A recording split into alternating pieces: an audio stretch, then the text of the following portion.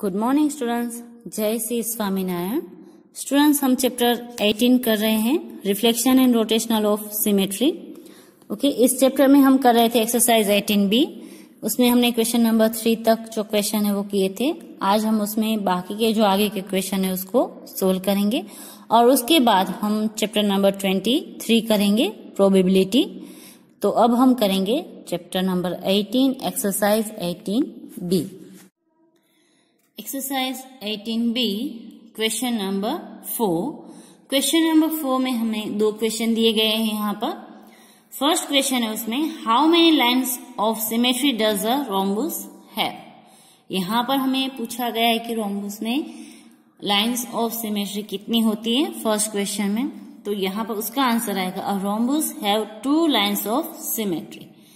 Rhombus जो figure है उसमें सिमेट्री की 2 लाइन्स होती है। तो यहाँ पर जो है वो आपको रोम्बस का जो फिगर है वो इसके नीचे उसके बाद ड्रॉ करना है, ये आंसर लिखने के बाद, और उसमें जो सिमेट्रिकल लाइन्स है वो आपको बतानी है। ओके, ये जो फिगर है वो आपको आगे दिया गया है एक्सरसाइज 18A से आगे।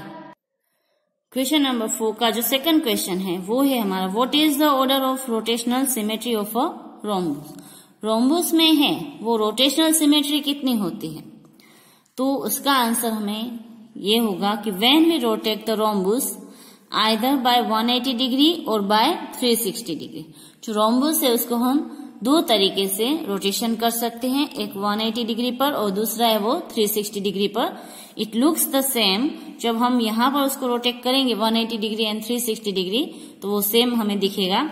Therefore, the rotational symmetry of a rhombus is a 2. इसलिए जो रोम्बस में रोटेशनल सिमेट्री है वो भी होगी 2। रोम्बस में लाइन्स ऑफ सिमेट्री भी 2 है और रोटेशनल सिमेट्री है वो भी 2 है। Okay, now next question, question number 5। Right 3 letters of the English alphabet which have 2 lines of symmetry and rotational symmetry of order 2। यहाँ पर जो है वो हमें 3 लेटर्स लिखने हैं इंग्लिश अल्फाबेट के, जिसमें 2 लाइन से वो सिमेट्री की बनती है और रोटेशनल सिमेट्री भी उसमें 2 ऑर्डर्स में उसमें होती है। ऐसे 3 लेटर हमें यहाँ पर लिखने हैं। तो इस क्वेश्चन का हमारा आंसर है H, O एंड X। ये 3 लेटर ऐसे हैं जिसमें 2 लाइन्स ऑफ सिमेट्री बनती है। ऐसे भी बनेगी, वर्टिकली भी बनेगी एंड हॉरिजॉन्टल भी बनेगी, दोनों में। और उसमें रोटेशनल सिमेट्री है वो भी हमारी 2 होती है। अगर आप उसको रोटेट करोगे 180 डिग्री पर इसको रोटेट कर सकते हो, इसको भी 180 डिग्री पर कर सकते हो एंड एक्स को भी 180 डिग्री, देन उसके बाद 360 डिग्री पर है वो हम उसको रोटेट कर सकते हैं। सेम एज आई है, वो भी ऐसा ही एक डिजिट है, ऐसा ही अल्फाबेट है आई, HO। हमें यहाँ पर 3 बोले गए इसलिए हमने 3 लिखे, HO and X। But I है वो भी सेम एज ऐसा ही अल्फाबेट है कि जिसमें रोटेशन जो ऑर्डर है वो सिमेट्री का 2 होता है और उसमें जो लाइन्स ऑफ सिमेट्री वो भी 2 होती है। तो यहाँ पर आपको ये 3 जो अल्फाबेट है उसका फिगर ड्रॉ करना है और उसमें सिमेट्री की लाइन ड्रॉ करके दिखानी है आंसर के बाद नीचे। Next 6th question, give an example of a figure that has a lines of symmetry but does not have a rotational symmetry. यहाँ पर हमें एक ऐसे फिगर का एग्जाम्पल लिखना है जिसमें लाइन्स ऑफ सिमेट्री तो है बट उसमें रोटेशनल सिमेट्री नहीं है। तो हमने ये आगे के वीडियोस में भी ये सीखा था कि आइसोस्केल्स ट्राइंगल है वो एक ऐसा फिगर है जिसमें 1 लाइन ऑफ सिमेट्री होती है बट उसमें रोटेशनल सिमेट्री नहीं होती है। तो यहाँ पर उसका आंसर आएगा, an isosceles triangle has a line of symmetry but does not have a rotational symmetry. यहाँ पर आप देख सकते हो, अगर आप आइसोस्केल्स ट्राइंगल का फिगर ड्रॉ करोगे तो उसमें 1 लाइन ऑफ सिमेट्री होती है जब हम उस एंगल को बाइसेक्ट करते हैं, तब जो जिसकी दोनों साइड इक्वल हो उसके बीच का जो एंगल है उसको हम बाइसेक्ट करेंगे तो उसमें 1 लाइन ऑफ सिमेट्री होगी बट उसमें रोटेशनल सिमेट्री कहीं पर भी नहीं होती है। तो ये हो गया क्वेश्चन नंबर 6 का answer. Now question number 7।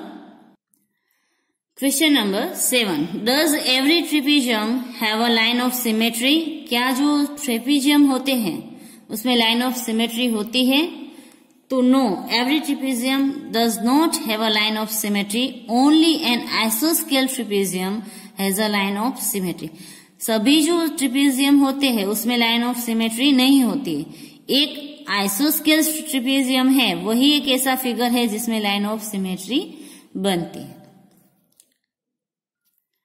Now next question number 8, उसमें फर्स्ट जो है वो है what is the line of symmetry of a semi circle? Semi circle में है, उसमें कौन सी लाइन है जो उसमें लाइन ऑफ सिमेट्री बनती है? तो यहां पर उसका आंसर है the perpendicular bisector of the diameter of a circle is it's line of symmetry. जो सेमी सर्कल है उसका जो डायमीटर है वहां से परपेंडिकुलर बाइसेक्ट करते हैं, तो वो जो लाइंस उसमें बनती है वो उसकी लाइन ऑफ सिमेट्री होगी। तो ये हो गया हमारा क्वेश्चन नंबर 8 का जो 1 है उसका आंसर। यहाँ पर आपको सेमी सर्कल ड्रॉ करना है और उस फिगर में आपको लाइन ऑफ सिमेट्री शो करनी है, दिखानी है। ओके, नाउ उसका सेकंड क्वेश्चन 8 का, does it have rotational symmetry? क्या सेमी सर्कल है जो उसमें रोटेशनल सिमेट्री होती है?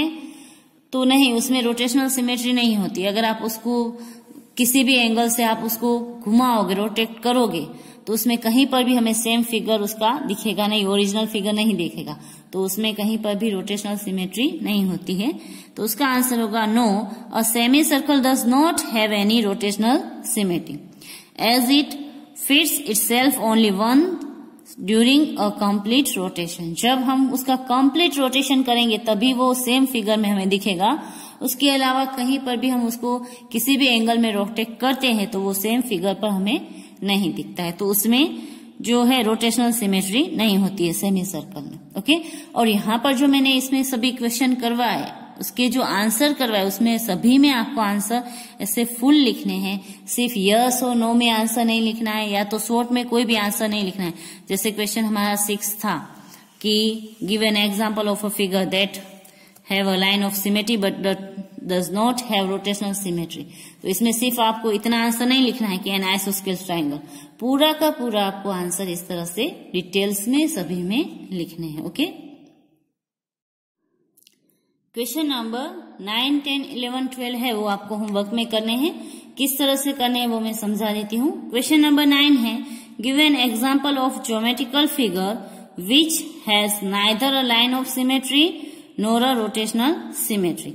यहाँ पर हमें एक ऐसा फिगर बताना है, ज्योमेट्रिकल फिगर, जिसमें ना तो लाइन ऑफ सिमेट्री बनती है और ना ही उसमें रोटेशनल सिमेट्री बनती है। तो एक ऐसा फिगर है, वो आप कोई भी एक ड्रॉ कर सकते हो, बट स्केलर ट्रायंगल है, वो भी एक ऐसा फिगर है जिसमें कहीं पर भी उसमें लाइन्स ऑफ सिमेट्री भी नहीं होती है और रोटेशनल सिमेट्री भी वहां पर कहीं पर भी नहीं बनेगी। तो यहाँ पर आप आंसर में लिख सकते हो कि जो हमारा scalar triangle have a no neither a line of symmetry nor a rotational symmetry. ये आप आंसर लिखकर फिर उसमें वो फिगर है स्केलर ट्रायंगल का, वो ड्रॉ करके दिखा सकते हो। ओके, और आंसर आपको पूरा लिखना है, सिर्फ शॉर्ट में नहीं लिखना है, स्केलर ट्रायंगल इतना नहीं लिखना है। तो आंसर मैंने आपको बता दिया। Now next question, now question number 10 हमारा है, उसमें फर्स्ट है the number of line of symmetry and the order of rotational symmetry of the adjoining figure draw the line of symmetry. यहाँ पर जो आपको फिगर दिया गया है उसमें सिमेट्री की लाइन ड्रॉ करनी है और आपको यहाँ पर इसका आंसर लिखना है इन दोनों का कि इसमें कितनी number of lines of symmetry बनेगी और कितनी रोटेशनल सिमेट्री है वो इसमें बनेगी इस फिगर में। तो फर्स्ट आप ये 10 क्वेश्चन लिखोगे, फिर ये फिगर ड्रॉ करना है, देन क्वेश्चन 1 लिखकर उसमें लाइन्स ऑफ सिमेट्री कितनी बनेगी, तो यहाँ से फर्स्ट एक ही इसमें बनेगी लाइन्स ऑफ सिमेट्री, तो वो आप उसमें दिखा सकते हो। तो यहाँ पर आप इसके आंसर में लिख सकते हो कि इन द गिवन फिगर अथवा तो in the adjoining figure 1 line of symmetry, यहाँ पर एक ही लाइन सिमेट्री की बनेगी, तो वो आपका फुल इसका आंसर होगा।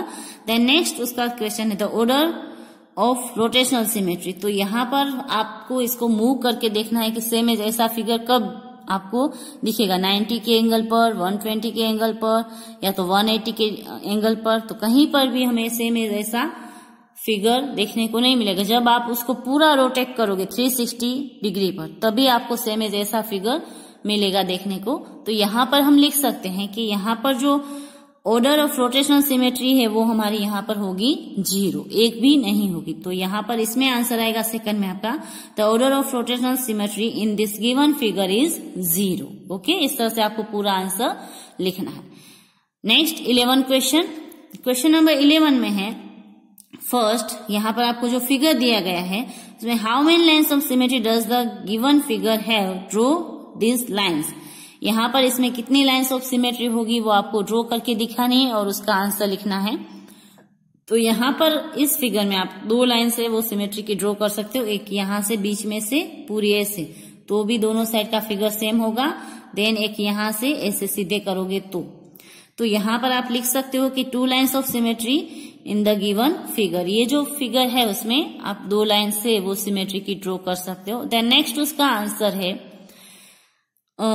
ये फिगर में हमने ड्रॉ कर लिया। देन नेक्स्ट क्वेश्चन है what is the order of rotational symmetry of the given figure. इसमें रोटेशनल सिमेट्री कितनी होगी, तो इसमें रोटेशनल सिमेट्री है वो हमारी 2 होगी। इसको आप 180 डिग्री पर मूव कर सकते हो। देन उसके बाद 360 डिग्री पर आप इसको मूव करोगे, ये वाला पोर्शन यहाँ पर जाए और ये वाला पोर्शन यहाँ पर आए तो आपको सेम फिगर दिखेगा। तो यहाँ से यहाँ तक का जो है वो पूरा का पूरा ऐसे 180 डिग्री पर इसको हमें रोटेट करना पड़ेगा। तो यहाँ पर इस जो रोटेशन इसका ऑर्डर है वो होगा 2। Okay, 180 degree and 360 degree. तो ये भी आपको होमवर्क में इसमें आपको लिखना है पूरा का पूरा ऐसे answer. Then last one question number 12, give an example of a letter of the English alphabet which has no lines of symmetry and rotational symmetry of order 2। हमें ऐसे इंग्लिश अल्फाबेट के लेटर का एग्जाम्पल यहाँ पर लिखना है। आप 2 example लिख सकते हो, यहाँ पर बोला नहीं गया कि 1 लिखो या 2, बट आप 2 लिखना। ओके, कि जिसमें नो लाइन ऑफ सिमेट्री, जिसमें लाइन्स ऑफ सिमेट्री एक भी नहीं होती, बट रोटेशनल सिमेट्री उसमें 2 होती है, एक 180 डिग्री पर एंड एक होती है हमारी 360 डिग्री पर। तो ऐसे अगर इंग्लिश अल्फाबेट आप देखें तो एक N होगा, फिर S होगा। ये जो 2 अल्फाबेट है वो आपके रोटेशनल सिमेट्री में ऑर्डर में 2 है, बट उसमें लाइन्स ऑफ सिमेट्री नहीं होती है। पेज नंबर 218 के ऊपर आपको ये जो फिगर दिए गए हैं उसमें आप देखोगे कि एक N, एक S एंड एक Z, ये 3 अल्फाबेट ऐसे हैं जिसमें हम लाइन्स ऑफ सिमेट्री ड्रॉ नहीं कर सकते, बट इसमें रोटेशनल जो सिमेट्री है वो हमारी 2 बनती है, एक 180 डिग्री पर एंड 360 डिग्री पर। यहाँ पर भी Z में भी सेम एज ऐसे ही होगा और N में भी सेम एज ऐसे ही होता है। तो ये आप तीनों के तीनों अगर नाम चाहो तो लिख सकते हो और इस तरह से फिगर ड्रॉ करके बता सकते हो, और अगर 2 चाहो तो एनी 2 कोई भी आप इसमें से लेकर कर सकते हो, 3 में से। तो ये होगा हमारा क्वेश्चन नंबर 12 का आंसर। तो ये आपको होमवर्क में करने हैं। तो अब यहाँ पर हमारा जो चैप्टर 18 है वो कंप्लीट होता है। अब हम न्यू चैप्टर स्टार्ट करेंगे। न्यू चैप्टर अब हम स्टार्ट करेंगे, चैप्टर नंबर 23 प्रोबेबिलिटी। सबसे पहले प्रोबेबिलिटी मीनिंग क्या होता है ये हम यहाँ पर देखेंगे इंट्रोडक्शन में। In every life we comes across statement such as the most probability it will rain today, chances are high that the price of petrol will go up, I doubt that he will win the race. The word most probably, chances, doubt, etc. show uncertainty or probability of occurrence of an event. यहाँ पर हमें जो sentence दिए गए हैं, ये जो sentence है वो पॉसिबिलिटी दिखाते हैं किसी चीज की। Suppose most probability it will rain today, कि आज पॉसिबल हो कि शायद बारिश हो, ऐसा पॉसिबल हो सकता है। Then chances are high that the price of petrol will go up, petrol के प्राइस है वो बढ़ सकते हैं, ऐसे चांसेस है अभी। Okay, then I doubt that he will win the race, मुझे डाउट है कि वो शायद रेस जीते, ऐसे।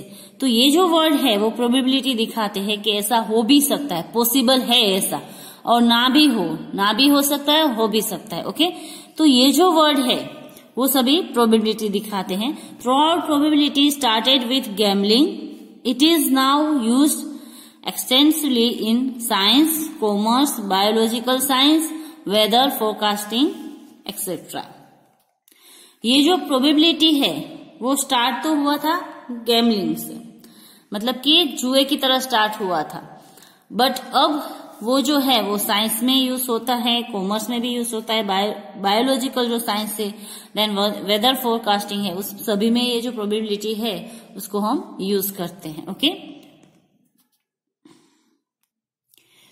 यहाँ पर हमें कहा गया है कि वो स्टार्टेड विथ गैम्बलिंग, एक जुए की तरह, जैसे एक सट्टा होता है। फॉर एग्जाम्पल, अगर सचिन मैच खेल रहा है तो उसके ऊपर कोई सट्टा लगाता है कि ये इस मैच में 100 रन करेगा। ओके, पॉसिबल है कि 100 रन करे वो, बट वो ना भी करे और कर भी सकता है अगर वो अच्छा खेल रहा है तो ये हुआ गैम्बलिंग, सट्टा, जिसके ऊपर प्रोबेबिलिटी होती है कि वो कर भी सकता है और नहीं भी कर सकता है जब वो अच्छा खेल रहा हो।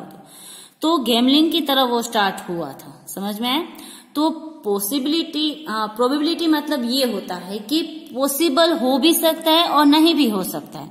सचिन 100 रन कर भी सकता है और वो आउट भी हो सकता है, अच्छा खेल रहा है, बट वो 90 रन पर भी आउट हो सकता है, जरूरी नहीं कि उसके 100 रन कंप्लीट ही हो। ओके, तो एक पॉसिबिलिटी होती है, जो पॉसिबिलिटी होती है उसको बोला जाता है प्रोबेबिलिटी। ओके, अब यहाँ पर कुछ टर्म्स दी है हमें related to probability. Experiment first one है वो, यहाँ पर आपको फर्स्ट ये जो है वो पूरे एग्जाम्पल के साथ ये उसकी डेफिनेशन वगैरह जो पूरा है वो आपको लिखना है। उसके बाद जो सम टर्म्स है प्रोबेबिलिटी की वो भी आपको CW में लिखनी है।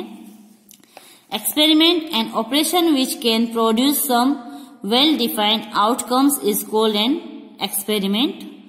Each outcomes is called an event. ये जो हम सम करेंगे तब इसका मीनिंग समझ लेंगे कि एक्सपेरिमेंट क्या है। जो हम एक्सपेरिमेंट करते हैं कुछ भी, उसमें हमें कितने आउटकम्स मिलते हैं उसको यहाँ पर बोला जाएगा experiment. Which can produce some well defined outcomes, जितने हम एक्सपेरिमेंट करेंगे, कितने करते हैं, उसके अकॉर्डिंग ये होगा एक्सपेरिमेंट। सपोज यहाँ पर हमें एक एग्जाम्पल दिया गया है नीचे, throwing a coin. Let us throw a coin and let it fall freely on the ground, resting on one of its faces.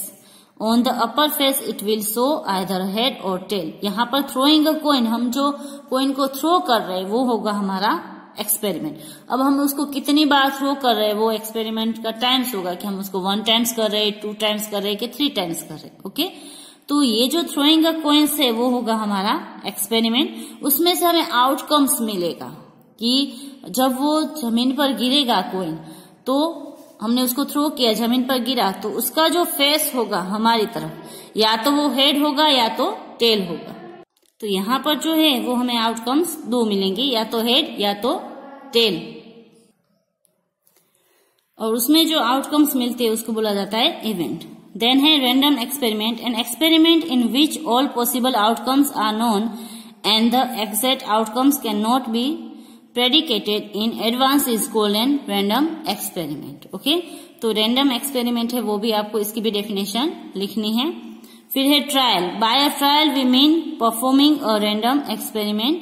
यहाँ पर ट्रायल हम कितनी बार ट्रायल करते हैं वो होगा हमारा परफॉर्मिंग रैंडम एक्सपेरिमेंट। ओके, तो यहाँ तक जो है वो सभी डेफिनेशन आपको लिखनी है।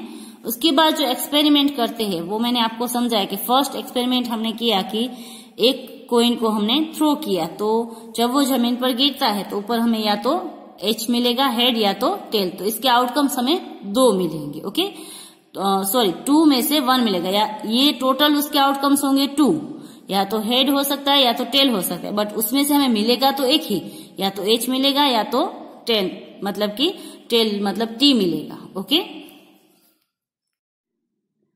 Experiment 2, throwing 2 coins।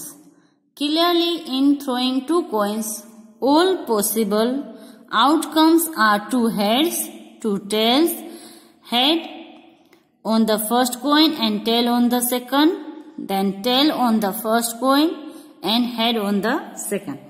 अगर हम 2 कॉइन है उसको एक साथ थ्रो करते हैं, ओके, तो या तो हमें दोनों कॉइन के फेस पर हेड मिलेंगे, दोनों अगर जब हम वहां पर नीचे देखेंगे दोनों के फेस पर हेड मिलेंगे, या तो दोनों के फेस पर टी मिलेगा हमें, ओके, टेल मिलेगा, या तो एक के ऊपर फर्स्ट जो कॉइन है उसके ऊपर हेड और दूसरे के ऊपर टेल, देन या तो ऐसा हो सकता है फर्स्ट के ऊपर टेल या तो दूसरे के ऊपर एज। तो प्रोबेबिलिटी यहाँ पर हमारे पास कितनी है, 4 पॉसिबिलिटी है प्रोबेबिलिटी, टोटल आउटकम्स हमारे पास 4 है, ये 4 में से ओनली 1 हमें आउटकम्स मिलेगा, कोई भी एक आउटकम्स हमें मिलेगा। टोटल प्रोबेबिलिटी हमारे पास 4 है, टोटल आउटकम्स 4, उसमें से हमें कोई भी एक जो है वो हमें आउटकम्स मिलेगा, ओके।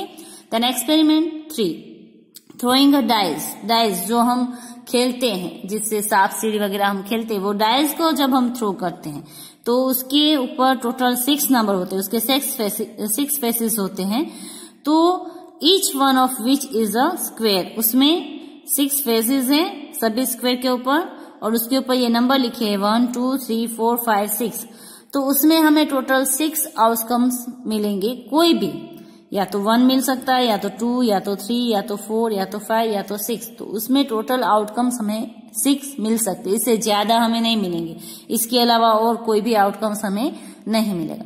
इस 6 जो है वो हमारे टोटल आउटकम्स होंगे, उसमें से हमें एक कोई भी आउटकम्स मिलेगा, ओके। इंपेरियल प्रोबेबिलिटी, अब प्रोबेबिलिटी हम किस तरह से फाइंड करते हैं उसका यहाँ पर हमें फॉर्मूला दिया गया है। Suppose we make an trial of an experiment, then the probability of occurrence of an event E is defined as, जो हमें प्रोबेबिलिटी मिलती है तो उसको हम लिखते हैं पीई, ओके, ई मतलब इवेंट एंड पी मतलब प्रोबेबिलिटी, तो यहाँ पर हमें लिखना है पीई फॉर्मूला में नंबर ऑफ ट्रायल्स इन विच ई ऑक्यूज, और टोटल नंबर ऑफ ट्रायल्स, यहाँ पर हम टोटल जो नंबर ऑफ ट्रायल्स मतलब कि टोटल आउटकम्स हमारे पास कितने हैं वो लिखना है, और यहाँ पर हमें उसमें से जो भी आउटकम्स मिला है वो ऊपर हमें लिखना है, ओके। फॉर यहाँ पर एक एग्जांपल दिया है, अ कॉइन इज टॉस्ड 100 टाइम्स, तो 100 टाइम्स से वो उसका टोटल आउटकम्स हुआ, तो उसको हम यहाँ पर लिखेंगे फॉर्मूला में। And head is obtain 59 times, 59 times से वो हमें हेड मिलता है, तो उसको हम लिखेंगे यहाँ पर आउटकम्स में, तो यहाँ पर इसकी प्रोबेबिलिटी होगी 59/100। On tossing a coin at random find the probability of getting a head and a tail, तो हेड की जो प्रोबेबिलिटी है वो हमारी, मैंने अभी आपको बोला कि 59/100 होगी, नंबर ऑफ हेड्स कितनी बार हमें मिले और टोटल नंबर ऑफ ट्रायल्स, और टेल की कितनी होगी, तो टेल कितनी बार आया है, तो 100 टाइम्स टोटल हमने किया है, उसमें से 59 टाइम्स है वो हेड आया, तो बाकी के जो टाइम्स होंगे 100 में से हम 59 माइनस करेंगे तो हमें 41 मिलेंगे, तो 41 टाइम्स से वो नंबर ऑफ टेल्स आया होगा, तो यहाँ पर जो है टेल कितनी बार आया, तो उसकी प्रोबेबिलिटी होगी 41/100। और अगर यहाँ पर ये जो नंबर है उसको अगर कट हो रहा है तो हमें कट करके लोएस्ट टर्म में लिखने हैं, तो ये हो गया कि कोई भी अगर आपको डिजिट दिए जाते हैं उसकी प्रोबेबिलिटी आप किस तरह से फाइंड करोगे। तो अब हम इसमें करेंगे एक्सरसाइज 23। एक्सरसाइज 23, यहाँ पर हमें फर्स्ट क्वेश्चन दिया गया है, अ coin is tossed 300 times and we get head 136 times and tail 164 times. When a coin is tossed at random, what is the probability of getting a head and a tail? तो यहाँ पर हमें इन दोनों की probability find करनी है, तो यहाँ पर हम आंसर में सबसे पहले लिखेंगे total number of trial, total number of trial, हमने टोटल कितनी बार ट्राई किया है 300 टाइम्स, ओके, तो यहाँ पर हम लिखेंगे 300, फिर हमें हेड कितनी बार मिला है, नंबर ऑफ हेड,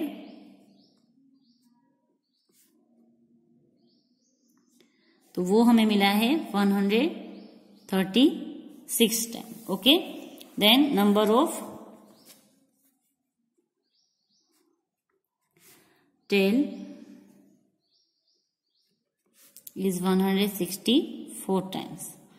अब हम फॉर्मूला लिखेंगे और इसका आंसर करेंगे, तो यहाँ पर फॉर्मूला में फर्स्ट हमें फाइंड करना है P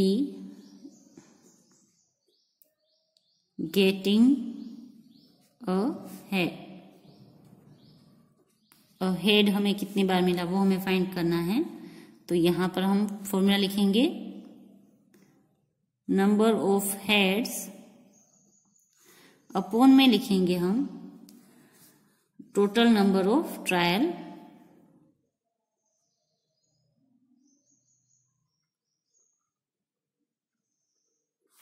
ओके। अब इसमें हम डिजिट पुट करेंगे 136 और अपॉन में हमारा आएगा 300 टोटल जो नंबर ऑफ ट्रायल है। अब इसको जितना हम लोएस्ट टर्म में कर सकते हैं उतना हमें करना है। यहाँ पर 36 है तो ये भी 4 से कट होगा। लास्ट 2 डिजिट अगर 4 के टेबल में आ रहे हैं तो ये भी 4 से कट होगा और ये भी 4 से कट होगा। इसको 4 से अगर हम कट करेंगे तो 4 3 जा 12, देन 1 रिमाइंडर रहेगा एंड 4 4 जा 16। इसको अगर हम 4 से कट करेंगे 4 7 जा 28, 2 रिमाइंडर एंड 4 5 जा 20, 75। तो यहाँ पर जो हमें आंसर मिला वो मिला 34/75। ओके, तो ये हो गया हमारा इसका आंसर। हमें लोएस्ट टर्म में जितना हम कर सकते हैं उतना करना है। नाउ नेक्स्ट वन, यहाँ पर हमें प्रोबेबिलिटी फाइंड करनी है P getting a tail. Okay, वही फॉर्मूला लिखेंगे नंबर ऑफ टेल्स, यहाँ पर total number of trials. Okay, अब फॉर्मूला में जो डिजिट है वो पुट करेंगे। हमारे पास नंबर ऑफ टेल थे 164 अपॉन में 300। ये भी हमारे 64 है, वो भी 4 के टेबल में आता है तो ये भी हमारा 4 से कट होगा। तो हम इसको 4 से कट करेंगे। 4 4 जा 16 एंड 4 1 जा 4। इसको 4 से कट करेंगे तो 75। अब इससे ज्यादा लोएस्ट टर्म में हम इसको नहीं लिख सकते तो इसका आंसर आएगा 41/75। तो ये हो गए हमारे क्वेश्चन नंबर 1 के आंसर। तो आपको इस तरह से जो भी आपको डिजिट दिए है उसको फॉर्मूला में पुट करके उसके आंसर फाइंड करने और जितना हो सके उतना लोएस्ट टर्म में उसको हमें लिखना है। Okay, now question number 2, 2 coins are tossed simultaneously 200 times and we get 2 heads 58 times, 1 head 83 times, 0 head 59 times. हमें यहाँ पर ये बोला गया है कि 2 coins है, उसको हम टोस्ट कर रहे हैं साथ में। ओके, 200 टाइम्स कर रहे हैं उसको टोस्ट। तो यहाँ पर हमें 2 हेड्स दोनों में साथ में मिलते हैं 58 टाइम्स, 1 हेड हमें मिलता है 83 टाइम्स एंड 0 हेड हमें मिलता है 59 टाइम्स। तो when 2 coins are tossed at random, what is the probability of getting 2 heads? यहाँ पर हमें किसकी प्रोबेबिलिटी फाइंड करनी है? 2 heads की प्रोबेबिलिटी फाइंड करनी है, देन 1 head एंड 0 head। ये तीनों जो है इसकी हमें प्रोबेबिलिटी फाइंड करनी है, सभी की नहीं करनी, टेल्स की नहीं करनी है। 2 heads कितने टाइम्स आया वो हमें फाइंड करना है, 1 head कितने टाइम्स आया, आउटकम्स मतलब कि उसकी प्रोबेबिलिटी कितनी हुई वो हमें यहाँ पर फाइंड करना है। ओके, तो ये क्वेश्चन है वो पूरा का पूरा आपको यहाँ तक लिख लेना है, क्वेश्चन नंबर 2। उसके बाद मैं जो आंसर करवा रही हूँ वो आपको करना है। मैं यहाँ पर क्वेश्चन नहीं लिख रही हूँ, क्वेश्चन आप टेक्स्ट बुक में से लिख लेना, मैं डायरेक्ट आपको आंसर करवा रही हूँ। ओके, यहाँ पर अब मैं आंसर कर रही हूँ क्वेश्चन नंबर 2 का answer 2, total number of trials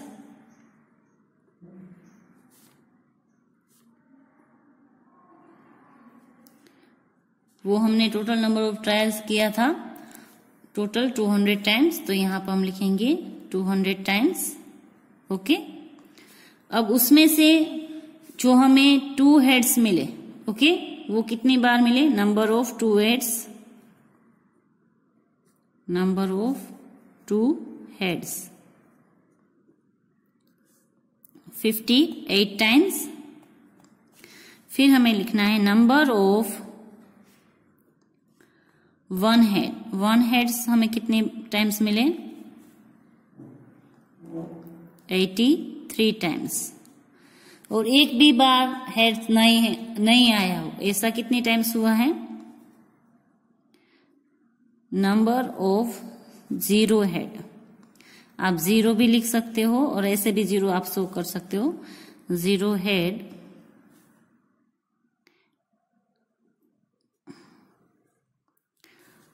fifty 59 times. Okay,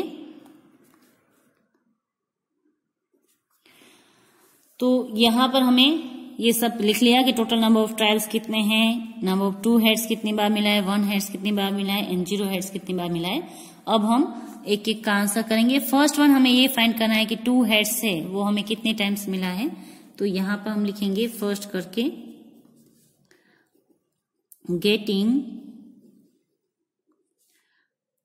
2 head, okay, is equal to number of 2 heads और यहां पर अपॉन में करेंगे total number of trial.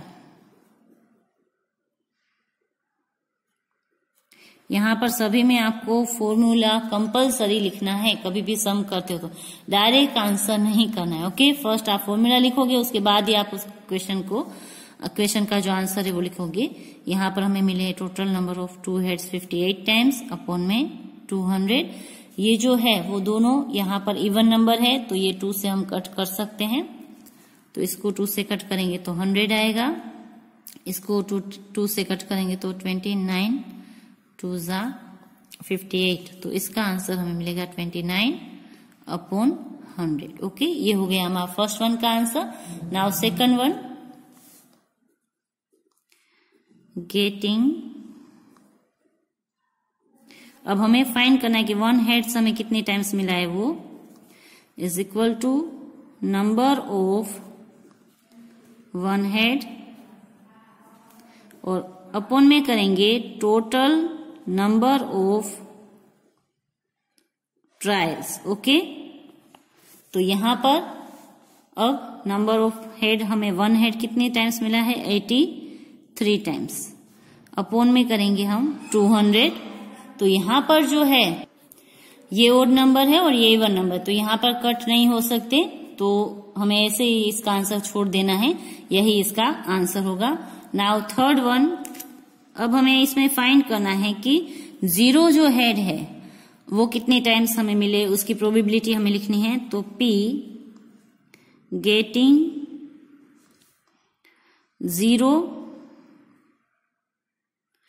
Heads. Okay, वापस हम फॉर्मूला लिखेंगे, नंबर ऑफ 0 हेड अपॉन में हम लिखेंगे total number of trials. Okay, तो अब यहां पर हम डिजिट पुट करेंगे। वहां पर हमें डिजिट था 0, जो हमें हेड्स है वो 59 टाइम्स मिला है, अपॉन में करेंगे 200। और यहाँ पर ये जो डिजिट है वो भी कट नहीं हो सकते हैं किसी से भी, क्योंकि ये ओड है और ये इवन है और कहीं पर भी किसी के भी टेबल में नहीं आते हैं। तो इसका भी आंसर यही रहेगा। तो ये हुआ हमारा थर्ड वन का आंसर। ओके, तो इस तरह से हमें क्वेश्चन नंबर 2 है वो सोल्व करना है। अब हम करेंगे question number 3। Question number 3, a dice is thrown 100 times and the outcomes are noted as a given below. Dice है जिससे हम खेल रहे हैं, ओके, तो उसको हमने 100 टाइम्स से वो थ्रो किया है, 100 टाइम्स हम उससे खेले हैं। तो उसमें डाइस के ऊपर ये जो नंबर है वो कितने टाइम्स आए हैं वो यहाँ पर हमें दिया है, उसका आउटकम। ओके, तो 1 नंबर है वो टोटल 21 टाइम्स आया है, 2 नंबर है वो 14 टाइम्स आया है, 3 नंबर है वो 18 टाइम्स उसमें हमें मिला है, 4 नंबर है वो 15 टाइम्स, 5 नंबर है वो 23 टाइम्स एंड 6 नंबर है वो ओनली 9 टाइम्स है वो हमें मिला है डाइस के ऊपर। ओके, टोटल 100 टाइम्स में से। तो हमें यहाँ पर इन सब की जो है ये नंबर की आउटकम्स कितनी है उसकी हमें प्रोबेबिलिटी यहाँ पर हम दिखा सकते हैं, बट हमें यहाँ पर बोला है कि ओनली 3, 6 एंड 4 एंड 1 कितने टाइम्स आए हैं उसकी हमें प्रोबेबिलिटी शो करनी है। When a dice in throw at random what is the probability of getting 3? 3 कितने टाइम्स आया है वो हमें दिखाना है, 6 कितने टाइम्स आया है वो दिखाना है, 4 and 1, मतलब कि 3 फिर 6 फिर 4 and 1, 2 and 5 का हमें नहीं बोला है, बट अगर हम चाहे तो वो भी कर सकते हैं, बट हमें यहाँ पर 4 का ही बोला है। तो इसके जो टोटल आउटकम्स है, ये नीचे वाले फ्रीक्वेंसी है वो उसके टोटल आउटकम्स है कि ये इतनी टाइम्स आया है, तो उसको हम ऊपर शो करेंगे और जो टोटल उसके है 100 टाइम्स वो हम नीचे शो करेंगे। ओके, क्वेश्चन आप लोग लिख लेना, मैं आंसर यहाँ पर कर रही हूँ, वो क्वेश्चन लिखने के बाद आपको करना है। Okay, answer 3। सबसे पहले हम जो टोटल नंबर ऑफ ट्रायल्स है वो लिखेंगे, तो यहाँ पर हम लिखेंगे टोटल नंबर ऑफ ट्रायल। कितने टाइम्स हमने किया था? 100 टाइम्स, तो यहाँ पर लिखेंगे 100 टाइम्स। ओके, देन उसके बाद हमें 5 है वो कितने टाइम्स मिला है, 3 है वो कितने टाइम्स मिला है, 6 है वो कितने टाइम्स मिला है, एंड 4 and 1 है वो हमें कितने टाइम्स मिला है वो हम यहाँ पर लिखेंगे।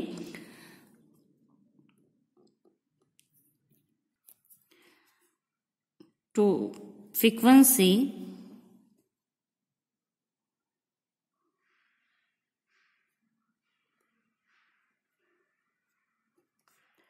ऑफ 3 इज, टोटल हमें मिली उसकी फ्रीक्वेंसी 18 टाइम्स, जो टोटल 3 है वो 18 टाइम्स आया है। उसी तरह से फ्रीक्वेंसी ऑफ 6 इज, उसकी फ्रीक्वेंसी है 9, फ्रीक्वेंसी ऑफ 4 इज, 4 हमें मिला है 15 टाइम्स, देन फ्रीक्वेंसी ऑफ 1 हमें कितने टाइम्स मिला है? 21 टाइम्स। ओके, अब हम इसका फॉर्मूला लिखेंगे और फॉर्मूला में 1 by 1 पुट करके उसके आंसर लिखेंगे। यहाँ पर हम फॉर्मूला एक ही बार लिखेंगे, P, यहाँ पर मैं E कर देती हूँ इवेंट्स। ओके, और फॉर्मूला लिखूंगी यहाँ पर कि नंबर ऑफ फ्रीक्वेंसी और यहाँ पर लिखूंगी total number of trials. Okay, अब हम 1 by 1 सबका करेंगे। फर्स्ट वन हमें करना है 3 का, तो यहाँ पर मैं फर्स्ट करके करूंगी 3 का, getting a 3। Okay, is equal to करके अब मैं डायरेक्ट फॉर्मूला में उसको पुट करती आऊंगी। यहाँ पर मैंने फॉर्मूला है वो एक साथ लिख दिया है।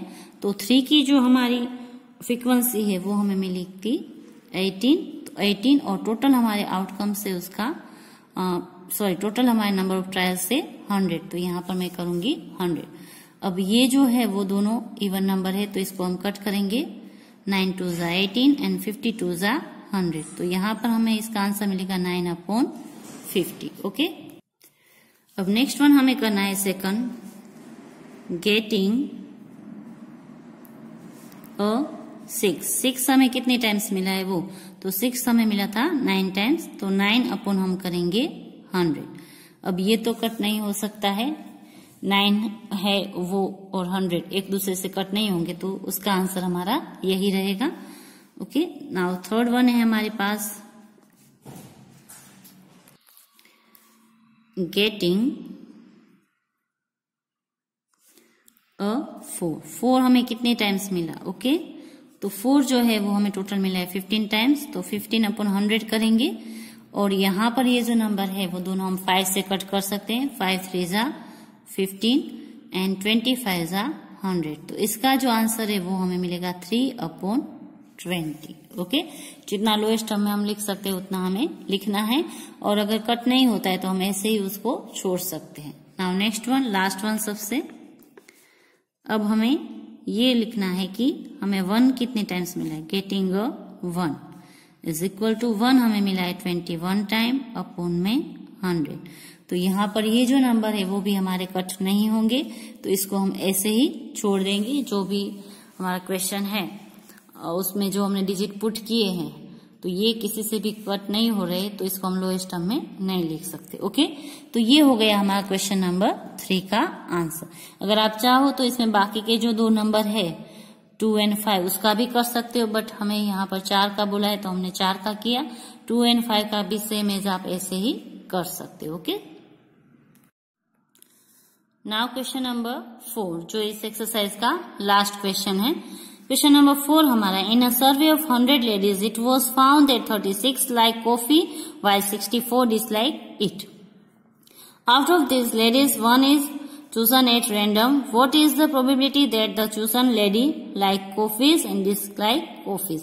यहाँ पर एक रैंडम सर्वे करवे में आया है 100 लेडीज के ऊपर, उसमें से 36 जो लेडीज है उसको कॉफी पसंद है और 64 लेडीज ऐसी है जिसको कॉफी पसंद नहीं है। तो यहाँ पर जो है वो हमें उसकी प्रोबेबिलिटी दिखानी है कि लाइक्स कॉफी, कॉफी जिसको पसंद है उसकी प्रोबेबिलिटी कितनी है और डिसलाइक कॉफी जो है उसकी प्रोबेबिलिटी कितनी है। तो ये क्वेश्चन पूरा आपको उतार लेना है, मैं अब उसका आपको आंसर करवा रही हूँ। ओके, तो यहाँ पर आंसर में मैं सबसे पहले लिखूंगी total number of survey,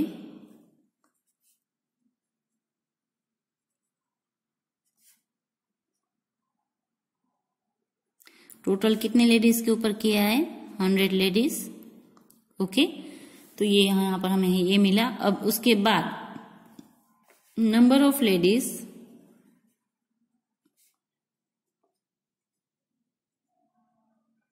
whose like coffee. Okay, वो कितनी है तो 36 लेडीज। उसी तरह से डिसलाइक वाली कितनी है वो हम लिखेंगे number of ladies who like dislike okay coffee, वो है हमारी 64 लेडीज। ओके, तो हमने ये पहले लिख लिया। अब हम फॉर्मूला लिखेंगे और फॉर्मूला में 1 बाय 1 जो डिजिट है वो पुट करके फाइंड करेंगे। तो सबसे पहले हम फॉर्मूला लिख लेते हैं। फर्स्ट जो हमें फाइंड करना है लाइक्स कॉफी में, उसमें हम लिखेंगे P लाइक्स कॉफी, यहाँ पर हम लिखेंगे number of ladies likes coffee.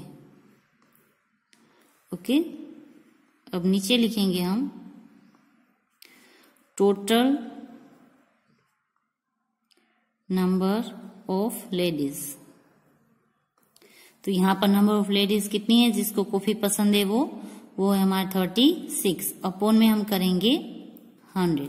अब 36 है उसको हम 4 से कट कर सकते हैं, 100 को भी हम 4 से कट कर सकते हैं। 4 9 जा 36 एंड 25 4 जा 100। तो इसका आंसर हमारा आएगा 4/25। तो यहाँ पर जो हमारी प्रोबेबिलिटी है वो होगी 4/25। ओके, अब सेम है जैसे हम सेकंड क्वेश्चन का करेंगे। P यहाँ पर हम लिखेंगे डिसलाइक कॉफी, यहाँ पर हम लिखेंगे number of ladies dislike coffee और नीचे लिखेंगे टोटल नंबर ऑफ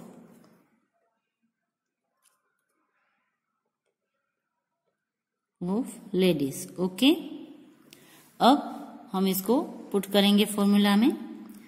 तो ऐसी लेडीज है 64, अपॉन में हम करेंगे 100। ये भी 4 से कट हो सकता है, तो अब हम इसको भी 4 से कट करेंगे और इसको भी 4 से कट करेंगे।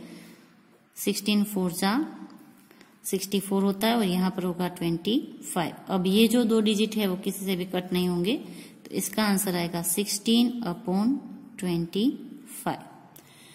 तो ये हो गया हमारा क्वेश्चन नंबर 4 का आंसर। बस यहाँ तक की अब हम करेंगे और यहाँ पर हमारी एक्सरसाइज जो है 23 वो पूरी हुई। एंड चैप्टर जो 23 है हमारा प्रोबेबिलिटी वो भी हमारा कंप्लीट हुआ। ओके, आई होप कि आपको ये चैप्टर अच्छे से समझ में आया होगा। तो ये पूरी एक्सरसाइज आपको नोटबुक में करनी है और आगे जो आपको इम्पोर्टेंट पॉइंट्स जो समझा है वो भी आपको नोटबुक में लिखना है। ओके, तो अब आप लोग आज का होमवर्क नोट कर लीजिए।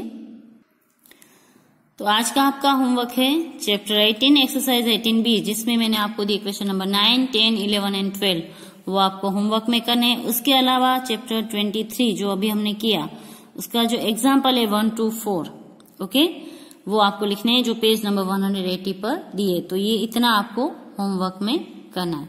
बस आज के लिए हम इतना ही करेंगे। अब न्यू चैप्टर है वो हम नेक्स्ट वीडियोस में करेंगे। आई होप कि जो भी मैंने आज आपको समझाया वो अच्छे से समझ में आया होगा। फिर भी अगर कुछ भी डाउट है तो आप मुझे कॉल करके पूछ सकते हो। Have a good day, stay home, stay safe. Thank you.